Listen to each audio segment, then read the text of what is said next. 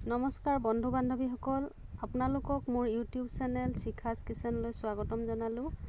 আজি আপোনালোকৰ আগলৈ আৰু এটা ৰেচিপি লৈ আহিছোঁ। আশা কৰিছোঁ সকলোৱে ভাল পাব। ৰেচিপিটো হৈছে মচুৰ দাইলৰ পাতুৰি। আহক তেন্তে ভিডিঅ'টো আৰম্ভ কৰোঁ।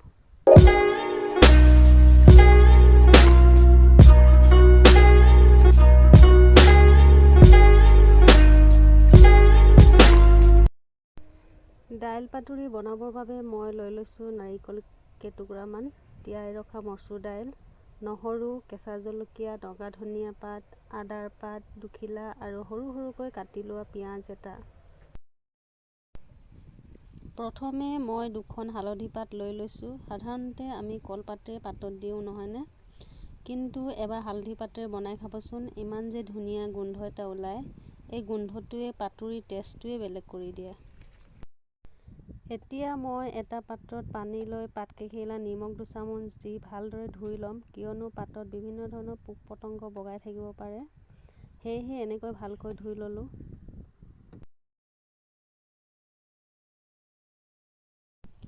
ভালদৰে ধুই লোৱাৰ পাছত মই গেছটো জ্বলাই পাতকেইখন সেকি ল'ম, যাতে পাতকেইখন ফাটি নাযায়।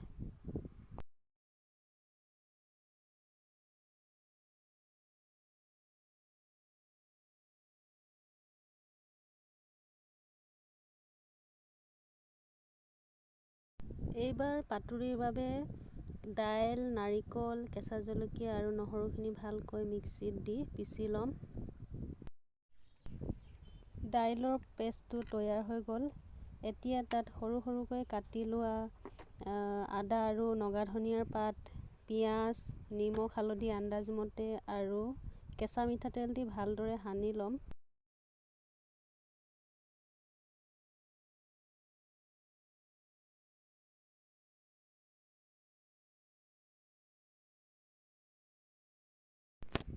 তাৰ পাছত পাত এখন লৈ এই দাইলৰ মিশ্ৰণটো দি ভালদৰে বান্ধি ল'ম।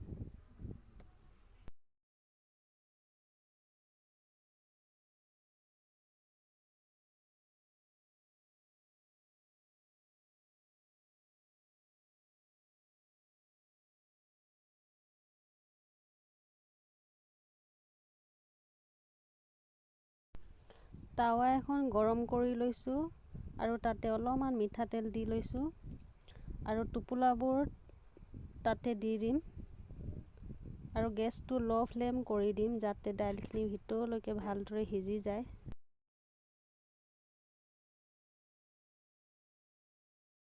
মাজে মাজে ঢাকোনখন আঁতৰাই হেতাৰে হেঁচি হেঁচি ভালদৰে ইপিঠি সিপিঠিকৈ লুটিয়াই থাকিম।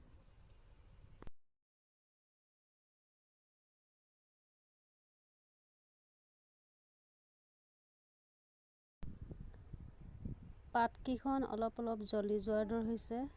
এইখিনি সিজি গ'ল। এতিয়া এইখিনি নমাই ল'ম, নমাই ঠাণ্ডা কৰি ল'ম। ঠাণ্ডা হোৱাৰ পাছত এইখিনি পাতৰ পৰা উলিয়াই লৈছোঁ। কিমান ধুনীয়াকৈ সিজিছে দেখিছেনে। এতিয়া এইখিনি মই কটাৰীৰে পিচ পিচকৈ কাটি ল'ম আৰু গৰম গৰম ভাতৰ লগত পৰিৱেশন কৰিম।